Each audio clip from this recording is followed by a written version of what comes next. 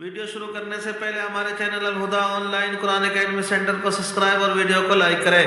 بسم اللہ الرحمن الرحیم۔ اسلامی تاریخ۔ حضرت عثمان غنی رضی اللہ عنہ، آپ کا نام عثمان، کنیت ابو عبداللہ اور والد کا نام عفان ہے۔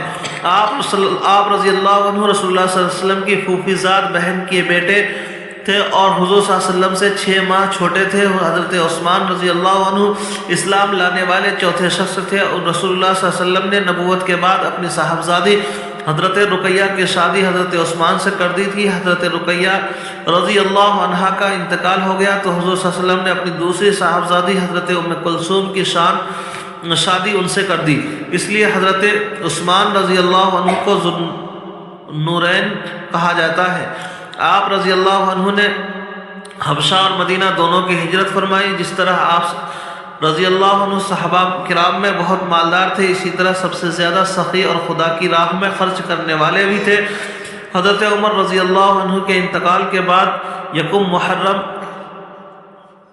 24 ہجری کو صحابہ کرام رضی اللہ عنہ نے آپس میں مشورہ کر کے حضرت عثمان کو خلیفہ منتخب کر لیا۔ اس طرح آپ رضی اللہ عنہ مسلمانوں کے تیسرے خلیفہ بنے۔ اللہ کی قدرت، اونچے اونچے پہاڑ کس نے بنائے؟ اللہ تعالیٰ نے زمین کو پانی پر بچھایا، پھر اس پر بڑے بڑے پہاڑ ایسی حکمت سے گاڑے کہ ان کا جتنا حصہ زمین کے اوپر ہے اس سے کہیں زیادہ زمین کے نیچے ہے۔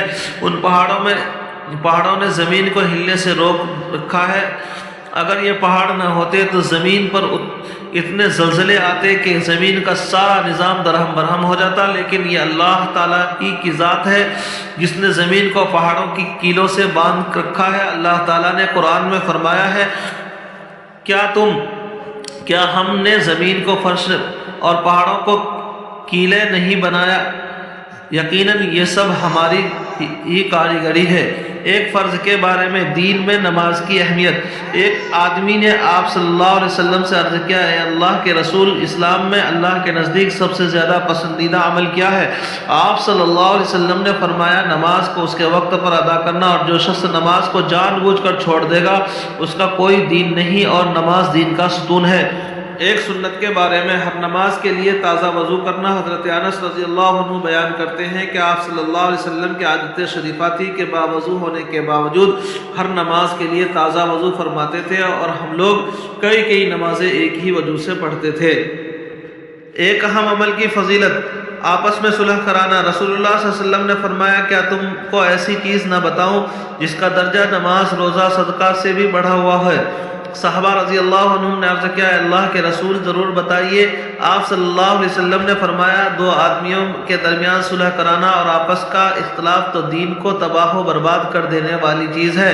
ایک گناہ کے بارے میں، علم کو ذریعہ معاش بنانا۔ رسول اللہ صلی اللہ علیہ وسلم نے فرمایا، جس علم کے ذریعے اللہ کی خوشنودی اور رضامندی حاصل کی جاتی ہے، اگر کوئی آدمی ایسے مبارک علم کو صرف دنیا کا مال و متاع حاصل کرنے کی غرض سے سیکھے گا تو کل قیامت کے دن ایسا آدمی جنت کی خوشبو بھی نہیں سونگھ پائے گا۔ دنیا کے بارے میں، دنیا کی محبت اور آخرت کی بربادی۔ رسول اللہ صلی اللہ علیہ وسلم نے فرمایا، جس نے اپنی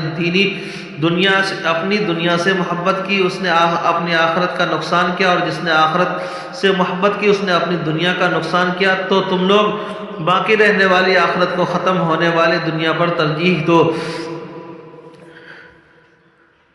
آخرت کے بارے میں، قیامت کا خطرناک منظر۔ قرآن میں اللہ تعالیٰ فرماتا ہے، وہ دن قابل ذکر ہے جس دن سور پھونکا جائے گا تو زمین و آسمان میں جتنے فرشتے اور انسان وغیرہ ہیں سب گھبرا جائیں گے، مگر جس کو خدا چاہے وہ اس گھبراہٹ سے محفوظ رہے گا، اور اللہ تعالیٰ کے سامنے سب عاجز بن کر حاضر ہوں گے، اور تم پہاڑوں کو دیکھ کر یہ خیال کرتے ہو کہ یہ جمے رہیں گے، حالانکہ وہ قیامت کے دن بادلوں کی طرح اڑتے پھریں گے۔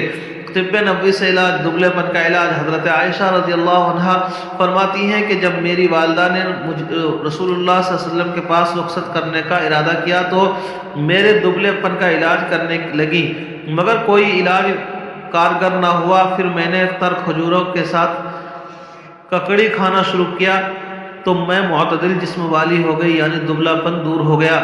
قرآن کی نصیحت۔ قرآن میں اللہ تعالیٰ فرماتا ہے، اللہ تعالیٰ کہ احکام کو ہنسی کھیل نہ بناؤ، اور اللہ تعالیٰ نے تم پر جو احسان کیا ہے ان کو یاد رکھو، اور اس کا یہ احسان بھی یاد کرتے رہو کہ اس نے تم پر کتاب یعنی قرآن اور عقل و حکمت کی باتیں اتاری تاکہ ان کے ذریعے تمہیں نصیحت فرمائے، اور اللہ تعالیٰ سے ڈرتے رہو۔ یقین جانو اللہ تعالیٰ ہر عیب ہر چیز کو خوب جانتا ہے۔ اللہ تبارک و تعالیٰ عمل کرنے کی توفیق نصیب فرمائے۔ چینل کو سبسکرائب اور ویڈیو کو لائک کریں۔